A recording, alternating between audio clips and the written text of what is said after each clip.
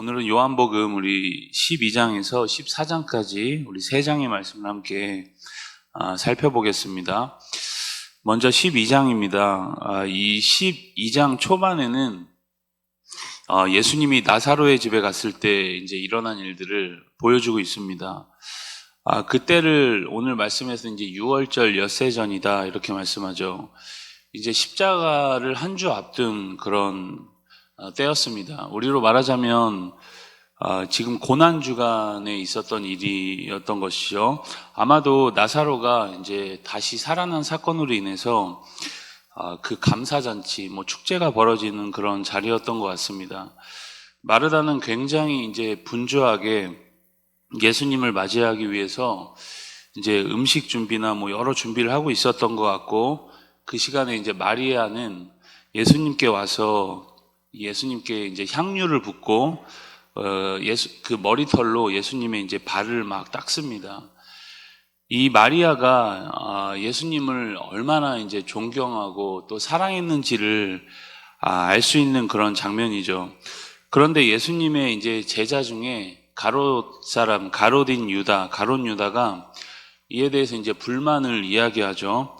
그 아까운 향유를 왜 그렇게 한 번에 소비하냐는 겁니다. 차라리 가난한 자한테 주면 얼마나 이게 생산성 있고 좋겠냐는 거죠. 여러분 어떠십니까? 이 말이 틀린 말입니까? 좋은 말입니까? 우리가 그냥 듣기에는 전혀 틀린 말이 아니죠. 굉장히 타당한 말 같습니다. 얼마나 유다가 이 정의롭고 굉장히 뭔가 이렇게 이성적인 사람입니까? 그런데 6절에서 이것에 대해서 이 유다의 이런 이야기에 대해서 뭐라고 설명하느냐?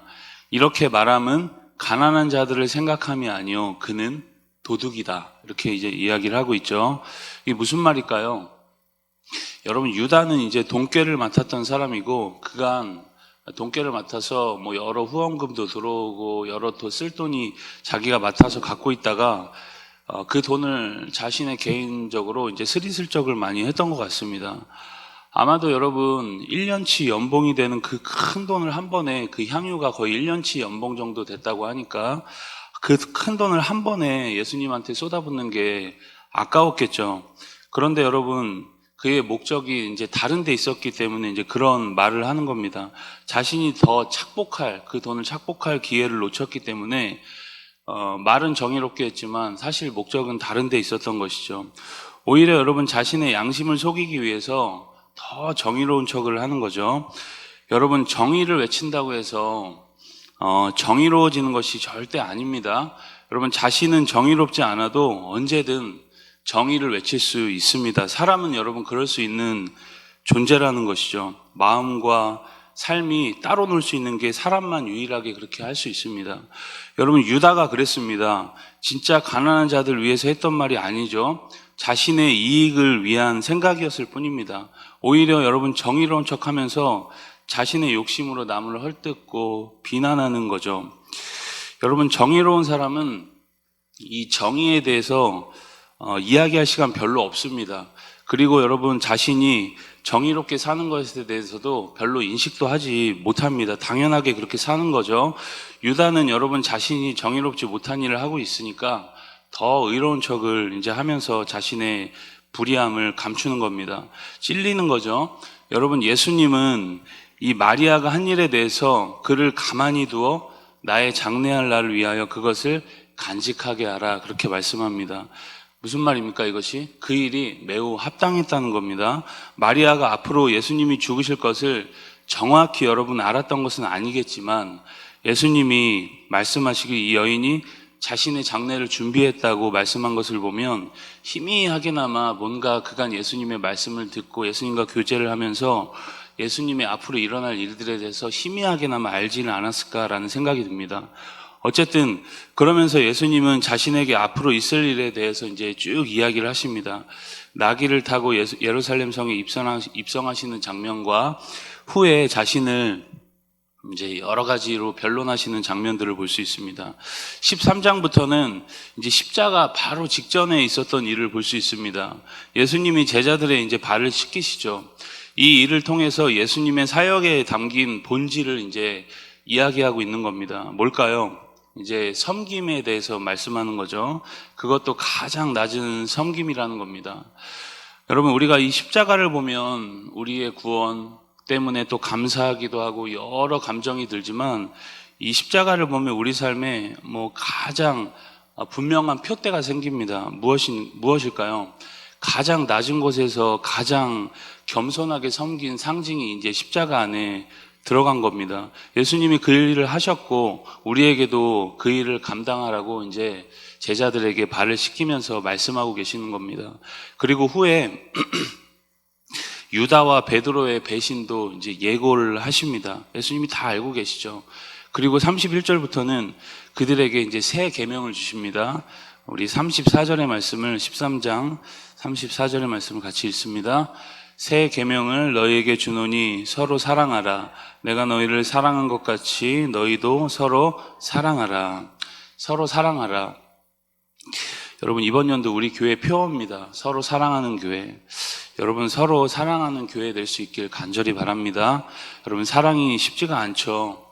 그러나 여러분, 우리가 이 사랑을 포기하지 않는 이상, 우리가 이 사랑을 포기만 하지 않고 그래도 끝까지 감당하는 이상 사랑하고 있는 것입니다. 나타나는 모습은 좀 거칠고 또 때로는 부족해도 우리가 사랑하려는 의지만 꺾이지 않는다면 우리 교회와 이 나라 이 민족 그리고 우리 가정과 우리 삶에 소망이 있다는 것을 믿으시길 바랍니다. 여러분, 주님이 주신 힘으로 오늘도 다 사랑하는 날이 되시길 축복합니다. 우리 14장으로 가시면 이어서 계속 예수님의 고별 메시지가 이어지고 있죠. 요한복음 14장은 다른 사복음서에는 없는 내용들입니다. 요한복음에만 유일한 내용들이 이제 쭉 나옵니다. 1절부터 15절까지는 예수님의 떠나심에 대한 이야기고 16절부터 이제 31절까지는 예수님의 이제 가심으로 인해서 나중에 이제 부활하고 승천하심으로 인해서 성령님의 오심에 대한 이야기를 이제 하고 계십니다. 예수님의 계속되는 이제 고별 메시지, 십자가에 이제 죽은 건 아니지만, 아직 죽으신 건 아니지만, 이런 고별 메시지들에 이제 제자들이 좀 불안했겠죠. 그런 그들에게 이제 뭐라고 말씀하시느냐. 우리 1절의 말씀을 같이 읽습니다. 너희는 마음에 근심하지 말라. 하나님을 믿으니 또 나를 믿으라. 뭐라고 말씀하시죠? 근심하지 말고 믿으라. 그리고 처소를 예배하러 가심에 대한 말씀을 합니다. 그리고 도마와의 대화 속에서 자신이 길이요, 진리요, 생명인 것을 이제 선포하고 계시죠. 예수님을 통해 이제 그 처소로 가는 길, 예수님을 통해서 그 길이 열렸다는 겁니다. 그러면서 자신이 떠나면 또 다른 보혜사이신 이제 성령님을 보내주시겠다라고 말씀합니다. 그 말은 뭘까요?